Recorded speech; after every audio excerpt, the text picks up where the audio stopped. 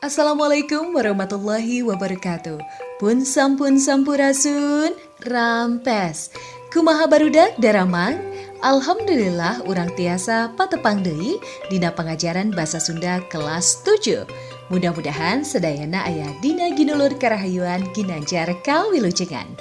Dinten ayeuna urang pedar materi salajengna nyaeta ngeunaan sajak. Materi nu aya dina KD 3.7 dina pengajaran basa Sunda kelas 7.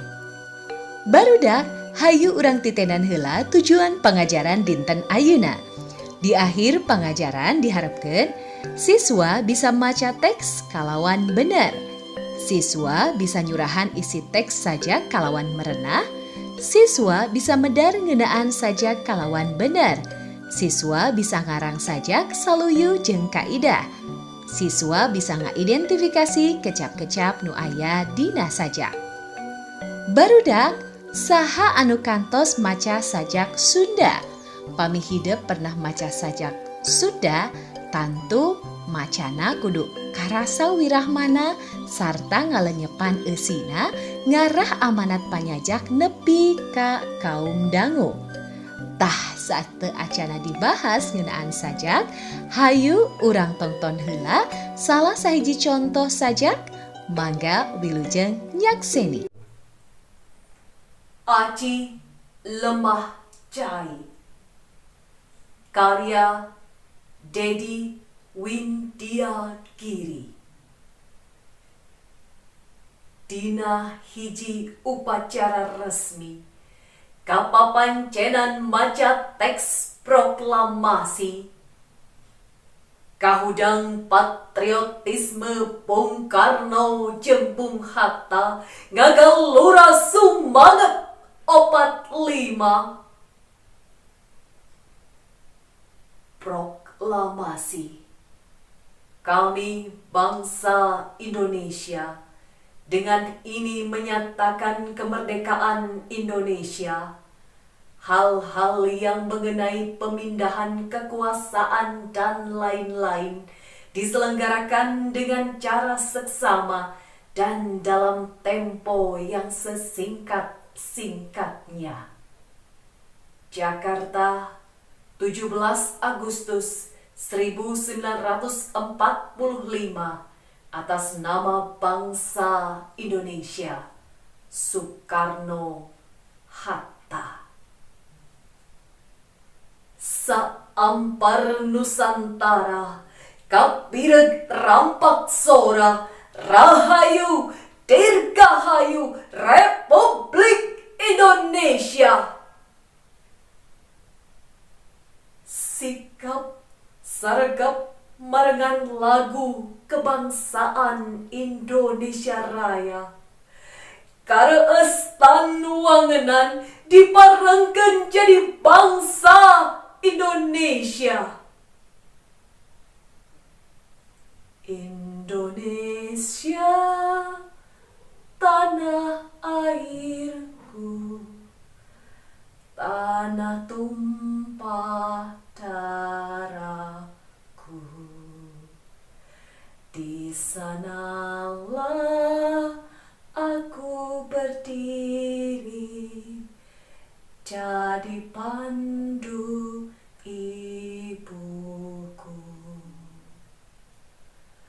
Hawar-hawar lagu Nuwirahmana Hekar, breh pulo-pulo di Indonesia kagambar. Dari barat sampai ke timur berjajar pulau-pulau, sambung menyambung menjadi satu, itulah Indonesia.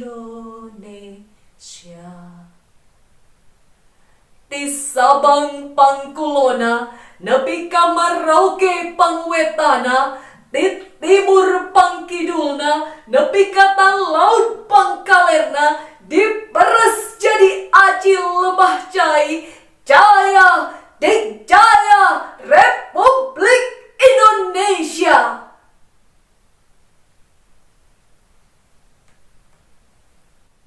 Numetik Enteh. Karya Agus Suherman. Ibun Candrengse turun. Basa ramos suku ngaramesan tanah berem. Nu leyur di kuah Cihujan, nu peting turun. Datang kamu munggang, berang karek mangkak, dipirik manuk leweng nu teu weleh ngelak. Ramo nu geus dibakutet palastik, jonghok jeung pucuk enteh nu bangun karek gigisik, sabada peuting pules di kulambu halimun nu teu weleh mikandrung. Edas kula lancip, pucuk enteh nu bangun nganti gesan dipetik. Boa ieu teh remana Sinta nu diparebutkeun ku Rahwana jeung Sri Rama. Edas deui ku pucuk enteh anu geus ditinyuh dina gelas, seungitna nyambuang ka angse ku beh ditueun irung. Nyambuang jadi devisa jeung uang. Tapi geuning seungitna enteh teh teu saseungit nasib nu metikna, nulang layeseun bakat kukurang pakeun, dapukuh geus diperkasa kumbang yuta Rahwana. Barudak tadi hidup atos nyakseni dua contoh sajak anu temana teh beda. Sajak Aci Lemah Cai karangan Dedi Windiagiri nyaritakeun pangarang anu kapapancenan macakeun teks proklamasi dina hiji upacara. Sajakna dicampur ku basa Indonesia lantaran tangtu bae naskah proklamasi mah teu bisa ditarjamah kana basa Sunda, da bisi hartina jadi beda. Jadi eta teks proklamasi teh ditulis bae saayana. Waktu pangarang baca teks proklamasi teh, dina jiwana timbul sumanget 45. Tangtu macana oge bari bedah sorana. Satuluyna pangarang oge nyutat lagu kebangsaan Indonesia Raya anu ngagambarkeun kanyah warga kanagarana. Jeung lagu dari Sabang sampai Merauke anu ngagambarkeun kaendahan lemah cai Indonesia ti mimiti tungtung kulon atanapi Sabang nepi ka tungtung wetan atanapi Merauke. Sajak anu pinuh ku sumanget jeung sikap patriotisme ngagambarkeun kacinta ka lemah cai.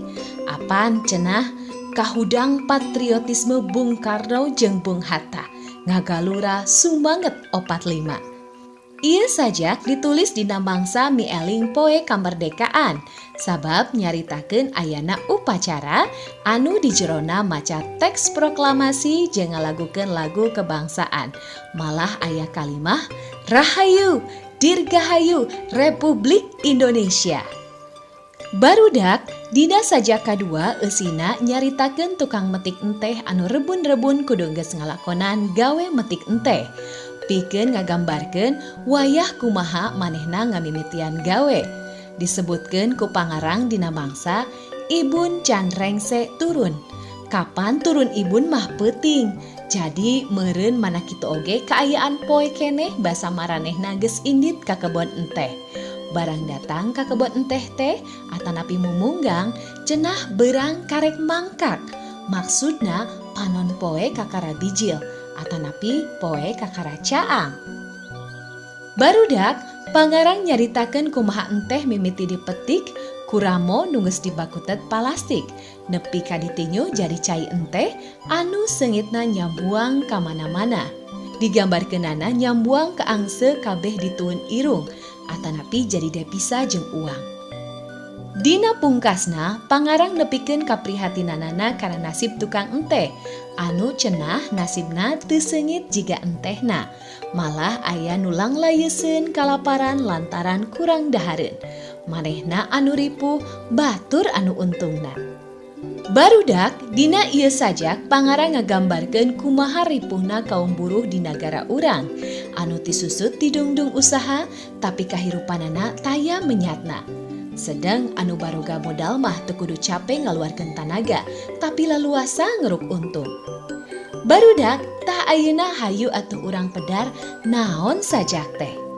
Sajak nyaeta wangun ugeran anu ngebrehkeun pangalaman batin panyajakna. Disebut karangan ugeran teh sabab dina sajakna aya hal-hal anu kudu diperhatikeun.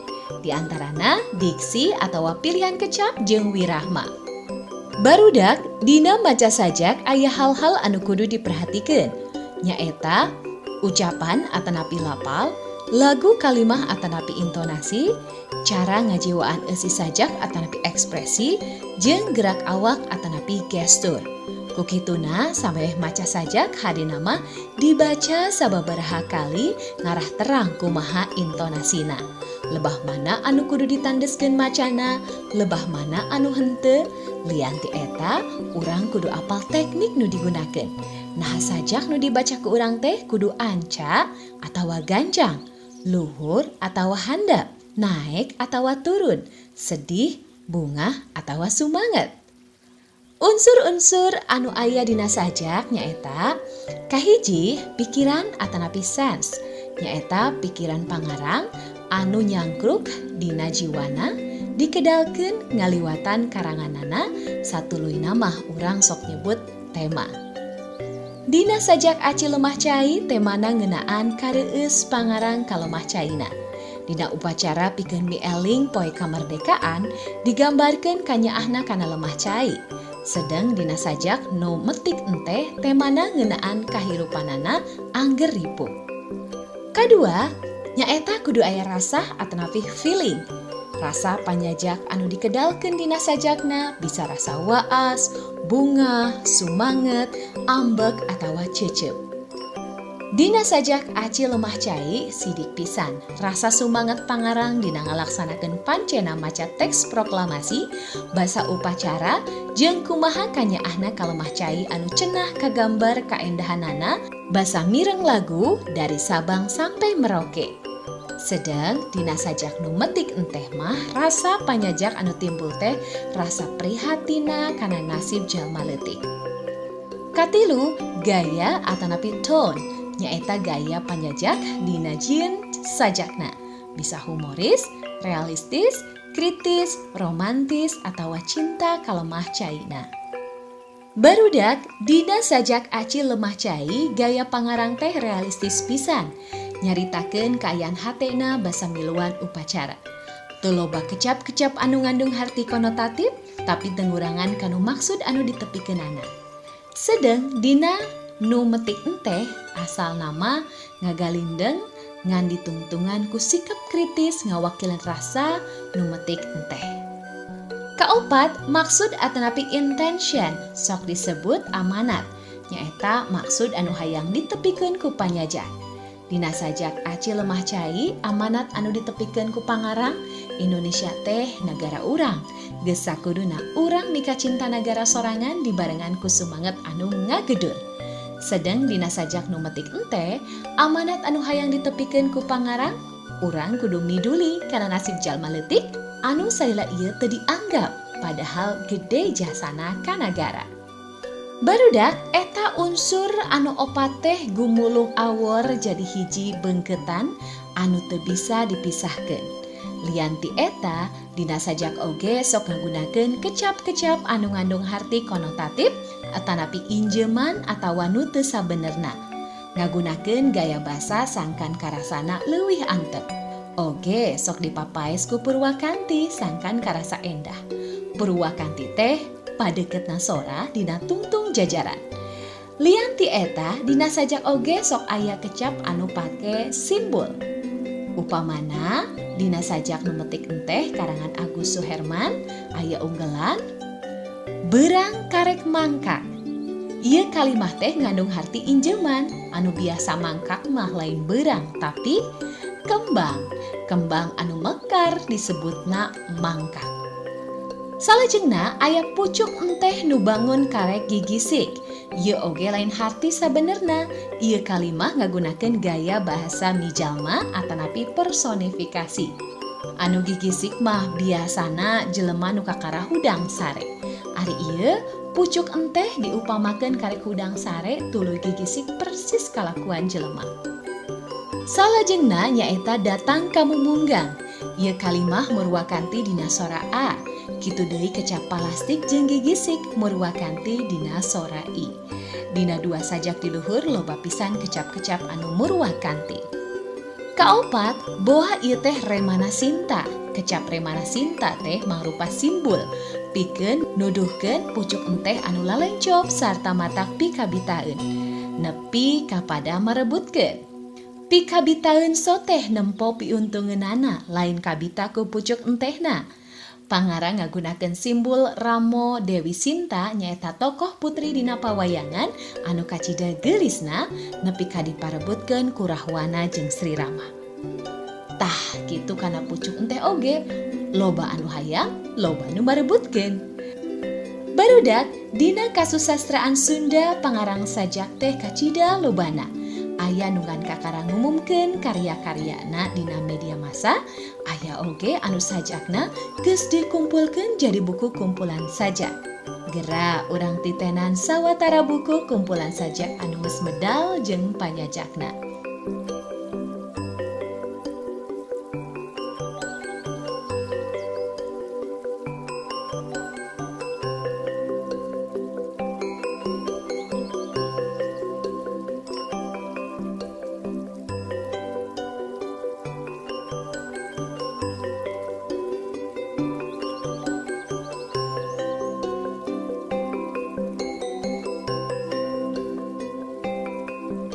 Barudak, cek saha ngarang sajak hese? Sabenerna mah babari pisan. Urang kari nuliskeun naon anu karasa, katempo jeung kadenge. Sagala rupa hal anu aya di sabudeureun urang bisa jadi sajak. Ngan meureun kudu ngagunakeun kecap-kecap anu ringkes, padet sarta ngandung maksud. Upamana hiji waktu urang ulin ka gunung, tangtu di gunung mah loba tetempoan anu arendah. Angin ngahiliwir tiris, aya tatangkalan anu daunna harejo matak seger kana panon, aya sora manuk anu ricit bisa rada, aya halimun, lamun ninggal kahandap aya pamandangan alam anu ngampar lega sarta endah. Komo lamun parang poena keur caang mah eta sakur anu katempo karasa jeung kadenge teh bisa dijieun saja. Gera urang mimitian diajar nyieun sajak anu ngagambarkeun kaendahan alam pagunungan. Angin ngusapan kulit, karasa tiis kana hate. Hejona tangkal, hejona alam, matak tingtrim tiis pikir. Barang red kabelah handap, breh pasawahan upluk aplak. Amparan hejo ngahudang waas, leuit pangharepan para patani. Tuh pan, kuduliskeun naon anu karasa jeung katinggali oge geus bisa jadi hiji sajak. Teu kudu make basa-basa asing, pikeun gagah-gagahan, cukup milih kecap anu ringkes tapi ngandung maksud anu panjang. Barudak, tah pancen ayeuna heug hidup nyieun sajak, tangtukeun heula bahan anu rek ditulis pikeun sajakna. Bebasnya rek naon bae, upamana rek nyaritakeun kaayaan di pasar, tukang ngamen, gunung, ombak, laut, kebon binatang, pek kumaha karep hidup. Tah kitu barudak, pedaran perkawis saja, kumaha tos tiasa kapahami? Sakitu wae anu kapihatur, hatur nuhun kana waktu sareng perhatosanana. Tepang deui dina pangajaran basa Sunda salajengna. Hatur nuhun, wassalamualaikum warahmatullahi wabarakatuh.